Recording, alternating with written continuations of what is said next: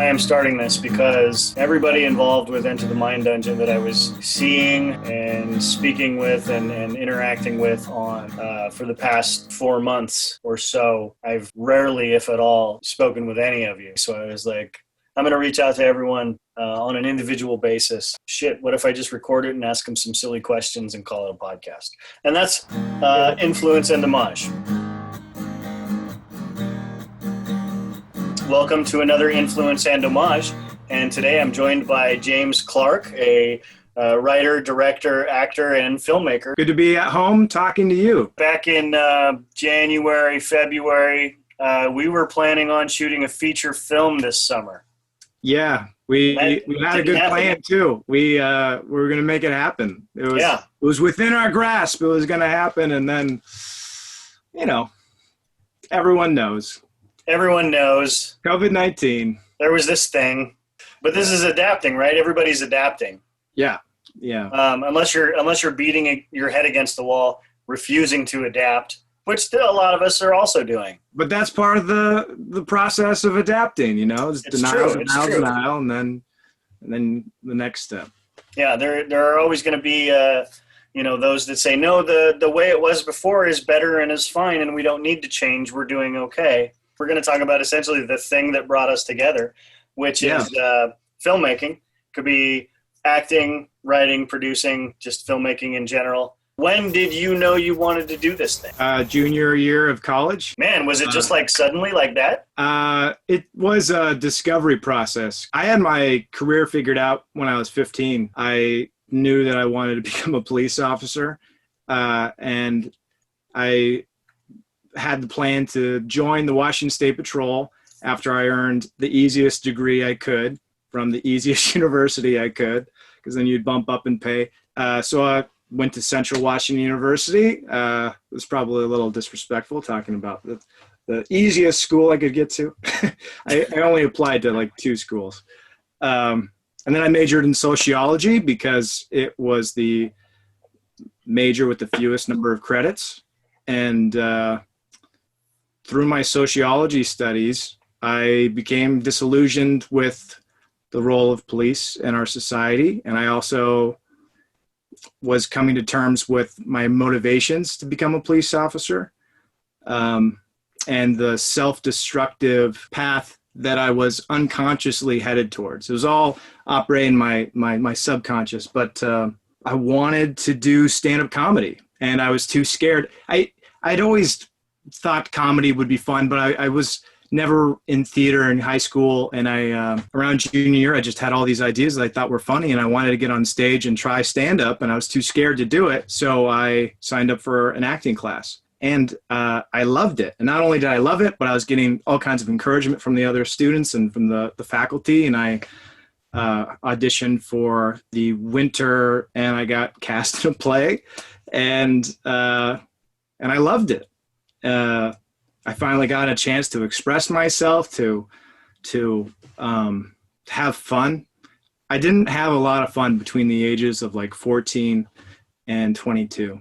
Part of my thinking was that life's not about having fun. Life's about responsibility and service and duty and contributing to the greater good in a practical, measurable way. But I was miserable, planning on becoming Washington State Trooper, and then joining the SWAT team after a couple of years, and then eventually transferring. I wanted to become a U.S. Marshal, like Tommy Lee Jones in The Fugitive. That was like the goal, you know? I didn't kill my wife. I don't care. Yeah. It had something to do with wanting to be the most badass motherfucker in the room. And then theater just fed my soul in a way that I so desperately needed. And there was a film program at Central too. And I started making myself available to all the students there. That is quite a transition to make from the police officer world to, for you, the world of theater and art. And like you say, it fed your soul in a way that you had never experienced before. And that's a lot of the reason why I wanted to start this up, is because, we right now are facing dark times, the likes of which none of us have ever known, for multiple reasons. Even though we haven't been able to do our thing the way we're used to doing it it's right now more important than ever that we're doing these kinds of things, because we fucking need art to survive. And I always wanted to do, like, I always thought that like acting or would be fun, but I couldn't wrap my head around like telling people that that's what I was interested in. It just seems so silly. Then my life got consumed with sports and trying to, maintain a cool rep at school or whatever. Yeah. And practical reality of what are you going to be when you grow up? What are you going to be? Oh. All right. Well, then what's the next thing? What's your next thing, James? I've been writing, and I want to finish and start really refining some of the works that I've been writing myself. I've been writing for probably just as long as I've been acting, but I want to take one of the projects that I've been writing and I want to produce it. I want to make it. I want to film it. Cool, man. That's a good thing. It's a good thing to do. Yeah, I mean, that's you. I've done it a couple times. Yeah, you know how to do it. You've done it so many times. Yeah, I've done it a couple times. It's fun and it's a good goal. So let's talk about the weather, James. What's something you would want people to know about you that we haven't already discussed? Have we talked about the fact that I live and work on a farm right now? I don't believe we have. Tell me about this farm. Yeah, it's called the Lost Peacock Creamery. It's a goat dairy farm in Hawks Prairie. And they have 40 dairy goats, and then they have some sheep, a llama, horses. They just got a mule, a lot of guinea hens and peacocks and chickens. And I do the milking in the evenings. And I live and work here, and then it leaves my days open for if I were to book a film project, I'd be... Very cool, man. That's awesome. I'm probably going to have to insert a clip of Calliope offering your character goat milk from Enter the Mind Dungeon, because we filmed we spent an entire day filming Enter the Mind Dungeon out at the Lost Peacock Creamery. Dr. Flynn doesn't actually think there's anything wrong with Calliope. He says she's just a bit eccentric. The goats are vegetarian, so the milk is vegan. I don't think that's how that works. Drink it. No, I didn't know at that time that I would eventually be living and working at that place. Right. Tell me about an unpopular opinion that you hold. Your lights should be on before dusk, and they should be on all day, frankly. When you're driving, I want your lights on all day, because sometimes you'll go through a tunnel and then lights will help, or sometimes, like, at the end of the day, when the sun is low in the sky and people are driving around without their lights on, it's hard to see. I just want people to have their lights on more often. Do you think that's actually an unpopular opinion? When I'm on the road and I see a bunch of people driving around with their lights not on, or Okay. they probably have it on the auto feature, but usually on auto features, It's automatically on. yeah, well, it comes on when it's already too dark out, like they should have been on that half hour preceding that. Right. I see what you're saying. Like, are those on a photo cell? I don't know. I've never. I just automatically turn my lights on when I get in the car. Yeah, I do too. It's And every time my dad's with me in the car, he always says, there's a auto feature on that. I'm like, I know. I don't trust it. I turn them on. I don't trust it either. Well, let's talk about our thing, James. We already talked a little bit earlier about how we first met. It was at a screenwriters meetup, and we both brought stuff to share. We worked on Roscoe the Junkyard Cat. You were Bro Dog. You want to hide that delicious Dagwood in Brodog's casa?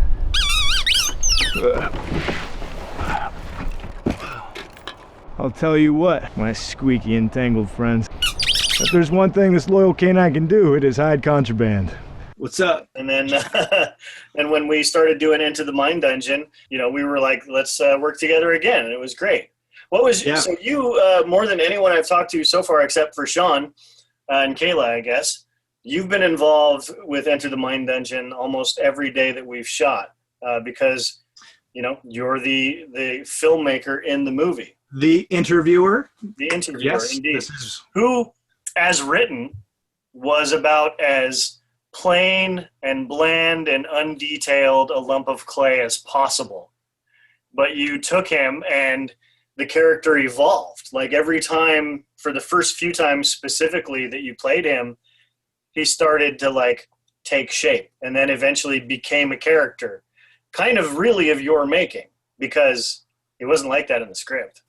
Yeah, and I've gotten the feeling that you're okay with that too. You're not upset at me for taking No, not at all, man. That directing. character was boring, and you made it interesting. Yeah, well, I could imagine, maybe the character is supposed to just kind of be the one to take you through the story and not supposed to be as much of a character.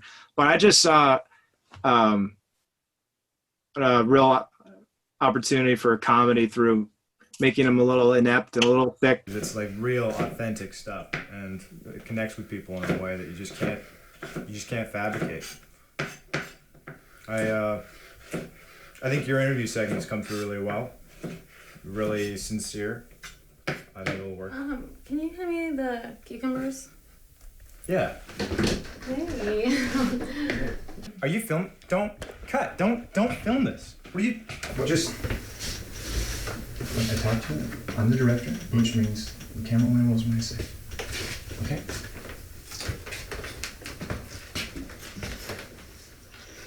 What was your favorite part of Enter the Mind Dungeon, James? I think the scene with Darla, your dog. I mean, we're adults. Why can't we play cornhole? There's nothing wrong with that. Do you play cornhole often? I play cornhole all the time.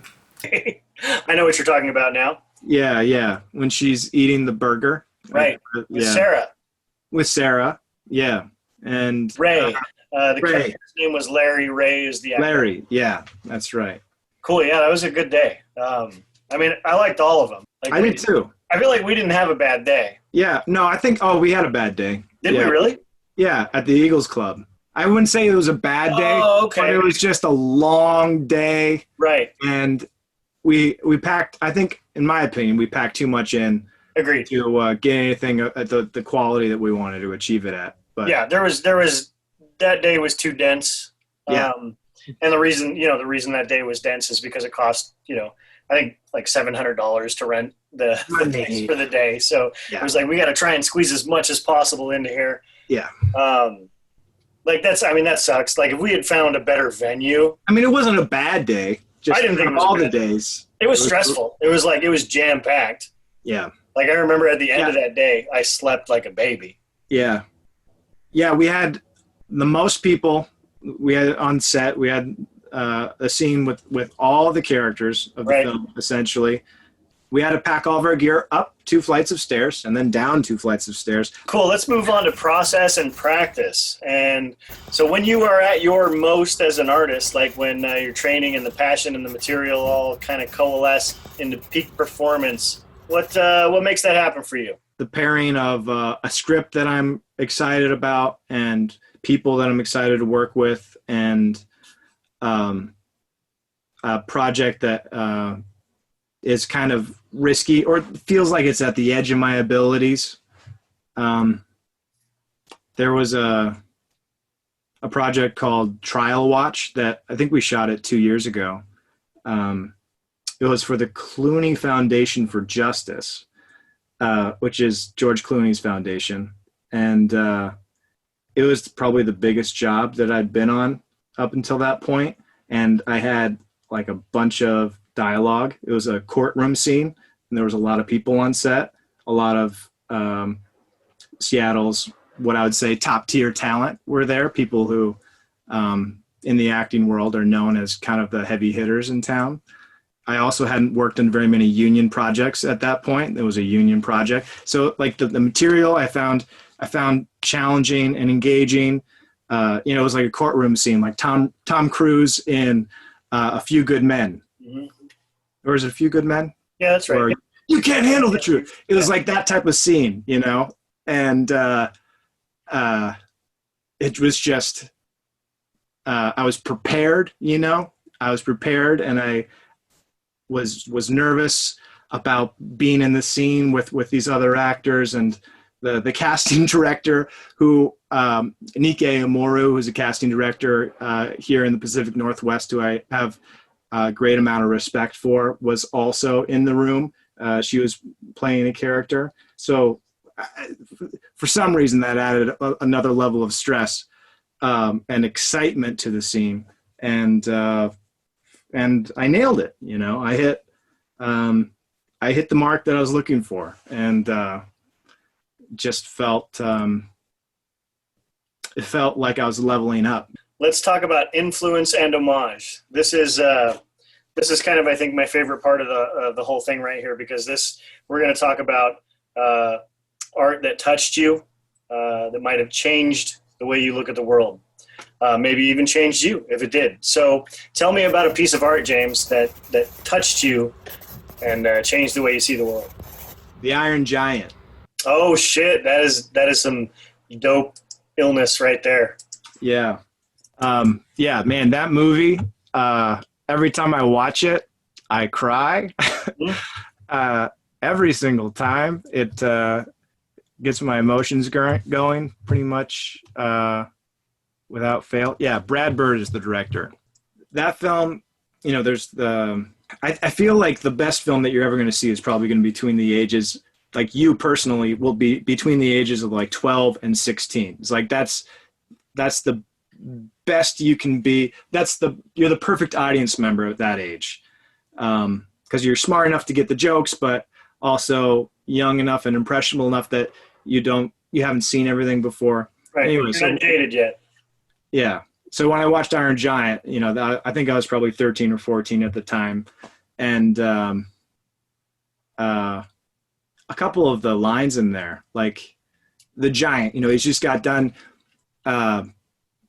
turning into this giant weapon, and he's taken on the military and has these city destroying guns that he's capable of such a destruction on such a level, and he finally comes back to reality, and Hogarth is there, and he says, I am not a gun. And he gets me every time, Right. Because he has a gun. Right. But he gets to choose who he is. Right, exactly. He's become more than the sum of his parts.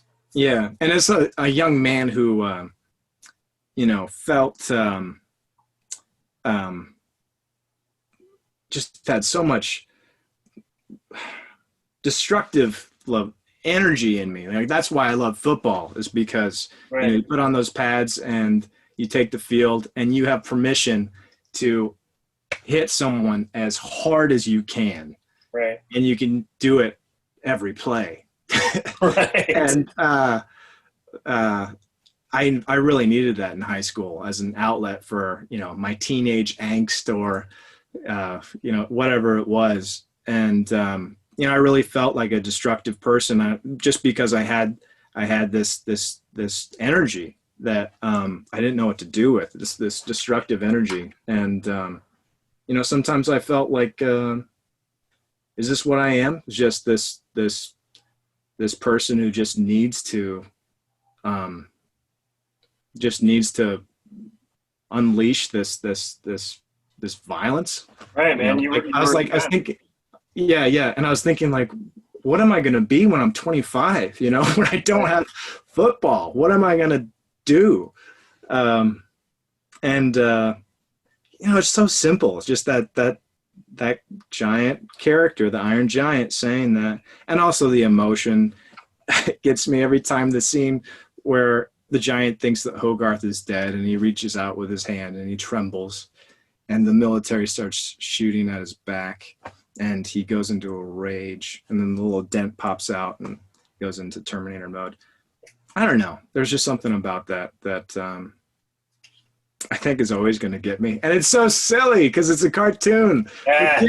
Don't say it's just a cartoon. Yeah, because Cartoons are a valid and legitimate storytelling medium. And honestly, some of my favorite stories ever are cartoons. Yeah. I don't think a cartoon is any less than a cinematic film. Yeah. And the Iron Giant really showcases that too. And it's all about love, It's Right. like, I am not a gun. I am your friend. Right. I'm someone who's able to recognize what life is about, the more important things. Right. My favorite TV series of all time is Avatar: The Last Airbender. I love that too. It's been for years and years, and cartoons are. I honestly, personally, cartoons are where it's at for me. Like General Iroh. Yeah, Iroh is the man. Scenes that get me emotionally stirred up every time I see them with General Iroh. The thing about Iroh is that he gives his best self to everyone he meets every day. And this guy has been through hell. Like, he lost his inheritance. He was going to be king because he lost a battle. So he lost his inheritance. Then he lost his son in that war. And this man has lost everything, but yet he always gives the best of himself to everyone he meets. And I think that he's a cartoon, but the character is an inspiration for us all to be better people. He never gives up on his nephew, even though his nephew is, for like 3/4 of the series, a total piece of shit. A total psycho. Yeah. Yeah. And it's because of that love and that investment that he makes in Zuko. I mean, that's really maybe not it's not the only reason, never going to be the only reason, but without that, Prince Zuko wouldn't have made it. No, he would have been lost without him. Oh, he would have been, utterly lost. I mean, he was already lost, but there are some cartoons that are able to speak to people in a pretty profound way. Absolutely. I think I might actually be broken because I think I identify more easily with cartoons than I do with real people. Yeah. There's the one episode called Tales from Ba Sing Se where Iroh is actually this bandit tries to rob Iroh. And Iroh's like, what are you doing? And the guy's like, I'm robbing you. And he's holding out a knife. And Iroh's like, not with that stance, you're not. Yeah, you've got to. This is where your power comes. Yeah. And then that his particular aspect of that story ends with him. He's basically collected all of the things that he needs to basically have a little memorial service with just himself for his son. Goes on the hilltop. Leaves from the vine. And I fucking lose it every time I see it. I do too. I was thinking of that scene earlier, or just a few seconds earlier when I was talking about General Iroh. That scene gets me every time. Yeah, no, he's an amazing character, and it's an amazing show. Yeah. So let's talk about 3 artists that influenced you. Brad Bird, of course. Luc Besson. It's got to be Spielberg, I guess. Spielberg's cool, man. Yeah, I mean, there's so many. Totally. So let's talk about Luc Besson for a minute, because early in his career, I think pioneering. Amazing. Then, I don't know what happened. Usually I ask other people what your favorite film is, and they're like, what's yours? Which is such a silly question because I don't think I have a favorite film. But I always say The Fifth Element is my favorite film because it's such a great combination of so many different genres. It's action, but it's also kind of a musical and sci-fi and a romance and a comedy and a farce. And what I heard about Luc Besson and The Fifth Element is that he was working on that since he was a teenager. He had taken I don't know how many years, but I think it was decades of just mulling that story over and patiently developing it. I don't think his later work has such a long history with him. I feel like not nearly as much of an incubation period. Yeah. Or Lucy. Yeah. I liked Lucy. Did you really? I thought it was okay. Oh, I couldn't stand it. Yeah, I like some of it. It's not on the same level as Fifth Element at all, and neither was the Valerian. Yeah, Valerian was really pretty. It was very pretty. Yeah, I mean, I don't even want to say because Luc Besson is a genius, and I love his work. So even if I don't love everything he made, totally. Yeah. It's people can have duds. It's fine. One of my favorite. I mean, what? Yeah, exactly. One of my favorite directors is Ridley Scott, and Ridley Scott's made some duds. Yeah. Not gonna lie, he's made some absolute stinkers, but he's also made 3 or 4 of my favorite movies ever made. So he gets a pass. Yeah. He made Blade Runner, and he made Alien, and he made Gladiator, and he made Kingdom of Heaven. The director's cut is amazing. Oh, I enjoyed Kingdom of Heaven quite a bit. Yeah, but that's something that I think everyone learns if they're paying attention. Is I used to dog on movies, or I used to be so critical and rip them apart, and it's you got to appreciate the effort or just how much work it takes to make a bad film and how the difference between a great film and a bad film, or a great film and just an okay film, is very much made up in that that area that I just call magic. Because, it's ethereal for sure. Yeah. All right, James, one last question before we wrap it up. Who would you kill to work with? I would like to work with Tommy Lee Jones. Oh, nice. Very cool. Bringing it back around. Yeah, I think it might be world-shattering or soul-crushing, like when you've heard about who's the creator of Jay and Silent Bob? Kevin Smith. Kevin Smith got his soul crushed when he met Bruce Willis. Oh, right. Yeah, I'm a little worried that that's going to happen if I ever meet Tommy Lee Jones. Yeah. Meet and work with him, but I just love his delivery. I love actors who there's no one else like Steve Buscemi or like Tommy Lee Jones or Helena Bonham Carter. When you think about them, there's no one else who can really do them. Right. It's so very much what they are is so personally them every time they're on screen. Right. And I just love the way Tommy Lee Jones barks at people and kind of always looks frustrated. And my dad describes him as a saddlebag with eyes, which I think is really, really rude. So I'll never say that. But, and you know, he's, I just love his weathered look. And there's a part of me that thinks that there's no way that Tommy Lee Jones could possibly be as much of a jerk as Bruce Willis. I just don't think it's possible. Yeah. Because like finding out about Bruce Willis from Kevin Smith's anecdotes, it's not really surprising. Yeah. Well, I also think that Bruce Willis has refused to adapt over the years. He really seems like he's. I can't think of a film in the last 10 or 20 years where it seems like he's enjoyed the work, if that makes sense. Right. He kind of strikes me as the guy who's. Have you seen underrated but amazing Death to Smoochie? No. Oh my goodness. Please take my recommendation and put Death to Smoochie on top of your list. It's Robin Williams playing a villain, which is great. And Edward Norton is the protagonist. And it's directed and written by Danny DeVito. And it's so good. But basically, like, Bruce Willis kind of strikes me as Robin Williams' character, Rainbow Randolph, who at a certain point in the story, Rainbow Randolph isn't getting respect, the respect that Rainbow Randolph feels that he deserves. And his response to that is, I'm Rainbow fucking Randolph. Like, you know. Rainbow fucking Randolph. Don't you know who I am? Yeah, Death to Smoochie's great. You should check it out. Yeah. But I still give Bruce Willis a chance, though, because I feel like he's got time to find that inspiration again. Oh, man, I like watching Bruce Willis in a movie. Don't get me wrong.